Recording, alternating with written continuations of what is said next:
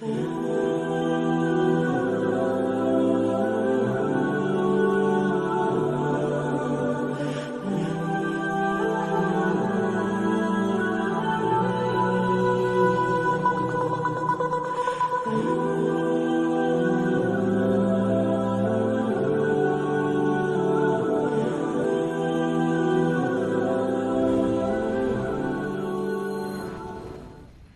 Everyone, আসসালামু আলাইকুম। কেমন আছেন সবাই?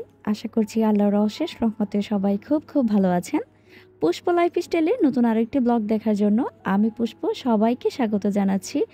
দেশ এবং দেশের বাইরে যে যেখান থেকে আমার আজকের ব্লগটি দেখছেন সবাইকে জানাচ্ছি রমজান মুবারক। আজকের ভিডিওটা সকাল থেকে শুরু করেছি। সকাল থেকে রাত পর্যন্ত টুকটাক যা কাজ করি তাই কিন্তু আপনাদের সাথে শেয়ার করব। আশা করছি আপনাদের কাছে বরাবরের মতোই আমার ভিডিওটি ভালো লাগবে। ভালো লাগলে কিন্তু অবশ্যই শুরুতে একটা লাইক দিয়ে ভিডিওটা কন্টিনিউ করবেন। আর ভিডিওটা দেখতে দেখতে যদি বেশি ভালো লেগে যায় তাহলে কিন্তু অবশ্যই আমার চ্যানেলটি সাবস্ক্রাইব করে পাশে থাকা বেল আইকনটি ক্লিক করে দিবেন, যাতে করে আমি কোনো নতুন ভিডিও আপলোড করলে সাথে সাথে আপনাদের কাছে নোটিফিকেশন চলে যায় আর আপনারা আপনাদের সময় সুযোগ করে আমার ভিডিওটা দেখে নিতে পারেন। সংসারের কাজে এতই বেশি ব্যস্ত হয়েছি, নিজের জন্য কিন্তু একটু সময় বের করতে পারি না। আর আজকে ঘুম থেকে উঠেই নিজের জন্য একটু প্রিপারেশন করে নিচ্ছি। সকালে যেহেতু নাস্তা বানানোর কোনো ঝামেলা নেই, শুধু মেয়েকে খাওয়াবো। আমি এখানে লিজানের হেনা প্যাকটা গুলিয়ে নিয়েছি। এটা আমি প্রায় সময় আমার চুলে ব্যবহার করি। চুলগুলো যখন অনেক রুক্ষ দেখায়, দেখতে একটু ভালো লাগে না, তখনই চট জলদি এটা বানিয়ে কিন্তু আমার মাথায় দিয়ে দিই। আর মাথাটাও ঠান্ডা হয়, রোদে গেলে কিন্তু একটা কালারও আসে। প্রায় সময় এটা আমি ব্যবহার করি। এমনিতে তো আর চুলের কোনো যত্ন নিতে পারি না, না নিজের স্কিনও যত্ন নিতে পারি। আসলে কিন্তু নিজের জন্য একটু সময় বের করে নিজের খেয়াল রাখাটা খুব দরকার। 4 বাচ্চাকে প্রপার সময় দেওয়া, তারপর সংসারের কাজগুলো গুছিয়ে করা, আবার ইউটিউবে কাজ করা, সব কিছু মিলিয়ে কিন্তু মাঝে মধ্যে মাথাটা গরম হয়ে যায়। একটা সময় এমনও ছিল কাজ দেখলে আমি একদম অধৈর্য হয়ে যেতাম আর কান্না করে দিতাম, কিন্তু এখন আর ওই জিনিসটা হয় না। কাজ করতে করতে কাজগুলোকে এমনই নিজের আয়ত্তে নিয়ে এসেছি, কাজ কিন্তু আমাকে দেখলে ভয় পায়। ভয় পায় বললে ভুল হবে, কাজকে আমার বন্ধু বানিয়ে ফেলেছি।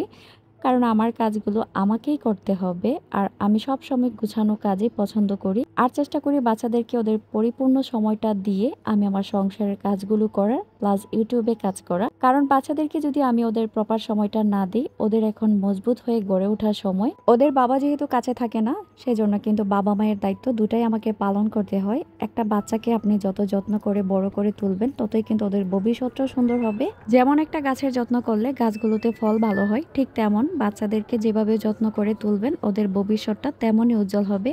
আমার হাজব্যান্ডের একটাই কথা, আমার জীবনে যাই কষ্ট করেছি, বাচ্চাদেরকে যদি সুন্দর একটা ভবিষ্যৎ দিয়ে যেতে পারি, ওদেরকে যদি ভালো মানুষ বানিয়ে যেতে পারি, এটাই আমার জীবনের সার্থকতা। এখন রোজার মাস, এই মাসে কিন্তু আমরা বেশি বেশি আল্লাহর ইবাদত করব, সংসারের কাজকর্ম তো আছে, তার পাশে বেশি বেশি ইবাদত করব পূর্বের গুনাহগুলো থেকে, যাতে আল্লাহ আমাদেরকে মুক্তি দান করে। সকালে ঘুম থেকে ওঠার পরে মেশিনে কিছু কাপড় দিয়েছিলাম, আজকে শুধু আমার কাপড় ধুয়েছি, এগুলো এখন নেড়ে দিব। আমার ওয়াশিং মেশিনটা যেহেতু ওয়াশরুমের পাশেই রাখা, ওরা 5 ওয়াক্ত নামাজ পড়ে বের হয়, অনেক সময় দেখা যায় অনেক পানির ছিটা পড়ে আর ধুলাবালু পড়েছিল, ভাবলাম এটাকে আজকে পরিষ্কার করে ফেলি। আমি কিন্তু ওয়াশিং মেশিনটাকে সুন্দর করে পরিষ্কার করে নিয়েছি।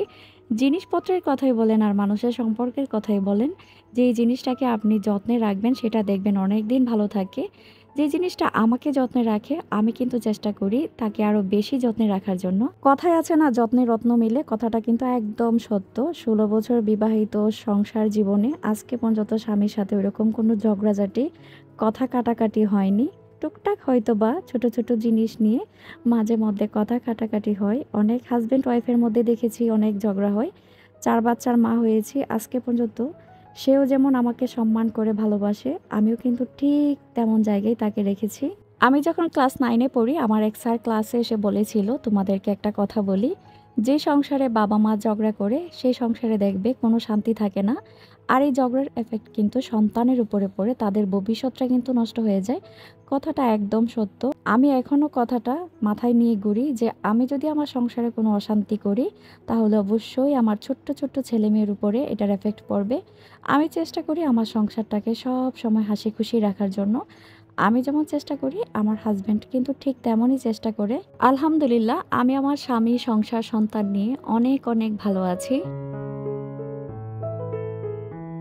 রোজার আগে কিন্তু বাসা ডিপ ক্লিনের সব কাজ শেষ করে ফেলেছি, আর সেই ভিডিওগুলো কিন্তু আপনাদের সাথে শেয়ার করেছি, আর আপনারা অনেক অনেক ভালোবাসা দিয়েছেন। কিন্তু প্রতিদিনের যে কাজগুলো আছে সেগুলো তো করতেই হবে। অফ ক্যামেরাতে কিন্তু প্রত্যেকটা রুমের বিছনা ঝেড়েছি, এখন ড্রয়িং রুমটা একটু পরিষ্কার করে নিচ্ছি। আসলে সবগুলো জিনিস একসাথে ভিডিওতে তুলে ধরা সম্ভব না, ভিডিওটা অনেক বড় হয়ে যাবে। ছোট্ট করে একটা ভিডিও আপলোড করি, সেটাও কিন্তু আপনারা টেনে হিচড়ে একদম নিচের দিকে নিয়ে আসেন। আমি কাকে বলবো জানি না, আপনারা কে এই জিনিসগুলো করেন, মনে খুব কষ্ট লাগে। আমি কিন্তু ভিডিও বেশি বড় করি না, ছোট্ট রাখার চেষ্টা করি, সেটাকেও আপনারা টেনে হিচড়ে একদম নিচে নিয়ে আসেন। যার জন্য যেমন করেন আপনার জন্য কিন্তু ঠিক তেমনটাই থাকবে। মানুষের ভালো করে দেখেন, অবশ্যই আপনার ভালো হবে। একদিনে 100 জনের ভিডিও না দেখে 10 জনের ভিডিও দেখার চেষ্টা করুন, কিন্তু মন থেকে ফুল ওয়াচ করার চেষ্টা করুন, তাহলে দেখবেন আপনারও উন্নতি হবে।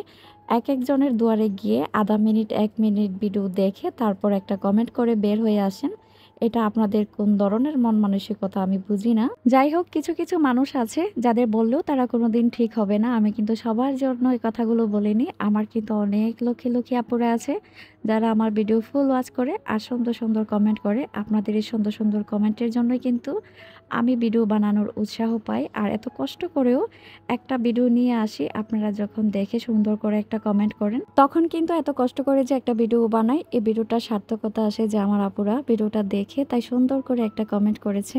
ড্রয়িং রুমটা পরিষ্কার করে এখন আমি ডাইনিং রুমে চলে এসেছি। ডাইনিং রুমে কিন্তু এখন প্রতিদিন রাত্রের সেহরি খাওয়া হচ্ছে।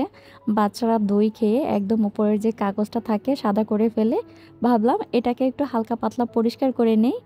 পরিষ্কার করার পরে কিন্তু চলে যাব গোসল করার জন্য। তো আমি গোসল করার আগে মেয়েকে গোসল করাবো, আর এখন মেয়েকে নিয়ে প্রতিদিনের একটা ডিউটি হচ্ছে, গোসল করার পর তাকে নতুন কাপড় পরিয়ে দিতে হবে। আলমারি খুলে আমাকে দেখাবে যে আমি এই কাপড়টা পরবো, সেটাই তাকে পরিয়ে দিতে হবে। আর পরানোর পর সুন্দর করে পিঙ্কিশ মেকআপ করে দিতে হবে। পিঙ্ক কালার তার খুব পছন্দ, গালে ঠোঁটে তারপর চোখে সব জায়গায় পিঙ্ক লাগাতে হবে।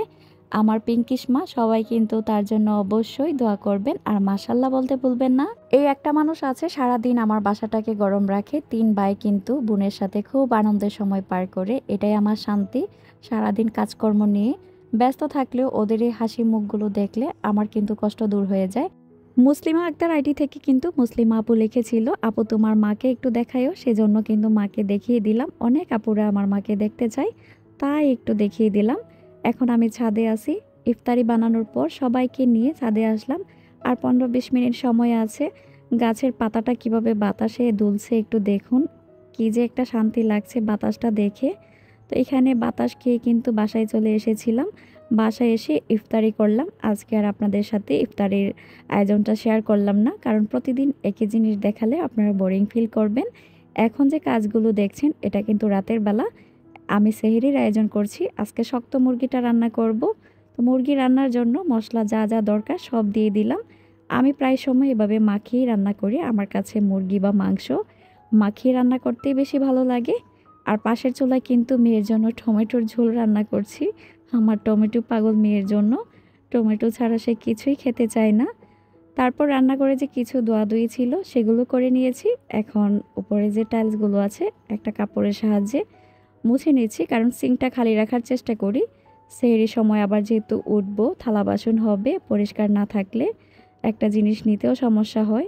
তো প্লেটগুলো ধুয়ে আগে থেকেই আমি পানি ঝরিয়ে দিয়েছি, এখন পরিষ্কার করে নিচ্ছি। রান্নাটা শেষ করে কিন্তু আমি রাতের নামাজ পড়ব। নামাজ পড়ে ভাত রান্না করে ফেলবো। আমি সেহরির জন্য ভাত রাতে রান্না করে ফেলি, রান্না করে হটপটে রেখে দিই, একদম গরম থাকে। আবার রাতের 2টা-3টার সময় উঠে রান্না করে আমার কাছে ঝামেলা লাগে। এমনিতেই রাতের বেলা ঘুম হয় না, এভাবে রান্না করে দিলে সবচেয়ে সুবিধা মনে হয়। এক হটপট ভাত রেখে দিই, বাচ্চারা সহ উঠে মুখ ধুয়ে শুধু খেয়ে ফেলি। মুরগির মাংসটা দেখুন আমি কিন্তু সুন্দরভাবে কষিয়ে নিয়েছি। এভাবে কষালে কিন্তু তরকারির টেস্টটা খুব ভালো আসে। এখন অল্প একটু পানি অ্যাড করব, বেশি শুকনো থাকলে আবার ভাত খাওয়া যায় না। এক তরকারি হলেই হয়ে যায়। 3 ছেলে কিন্তু মাশাল্লাহ সবগুলো রোজাই রেখেছে, আর সাথে তো দই আছে। এভাবেই কিন্তু আমাদের হয়ে যাবে। আর ভাতও কিন্তু পাশের চুলায় হয়ে যাচ্ছে, হটপটে ঢেলে নিব। আর আজকের জন্য কিন্তু আমি এখানেই বিদায় নিব, আবার চলে আসবো নতুন আরেকটি ভিডিও নিয়ে। আপনারা সবাই ভালো থাকবেন, আমিও আমার পরিবারের জন্য সবাই দোয়া করবেন। আল্লাহ হাফেজ।